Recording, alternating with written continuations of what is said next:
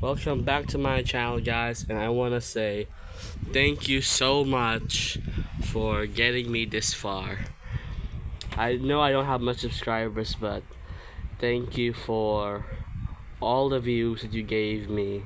It was something that I thought I could never achieve with how lackluster my videos are.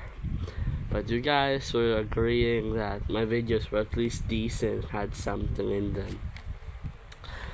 So thank you all for support, and today I'm gonna decide to unbox this car, the custom Otto. This is my only custom Otto.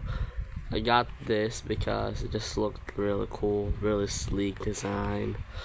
It is a muscle car, which basically is a muscle car. This was the last red line, as it's known actually, since I don't have a camera stand, so it's shaky. So I'm trying to open it like this. Also, this is an old package. I had it for a while. I never wanted to open it, but I'm deciding to open it for you guys. Looks beautiful in this orange. Shiny gold, shiny base. Side exhaust. There's a transmission here. The hood scoot. And the camera just does not do justice already. I did realize that there's a bit of a paint chip here. That's probably because I'm shaking around in the box so much. That's nothing that the standard gel pen can fix.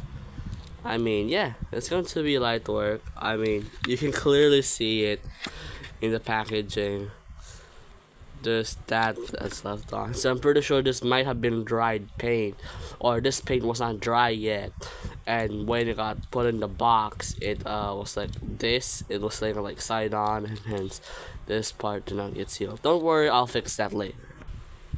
Alright, there we go. Fixed it, sorta. Really is really cool looking. Kinda gives me vibes of other muscle cars like the Oldsmobile. Also, here's the pen that I use. This is a gel pen actually. Really cool design. I've been a massive fan of muscle cars ever since. So yeah, having one of these is really cool.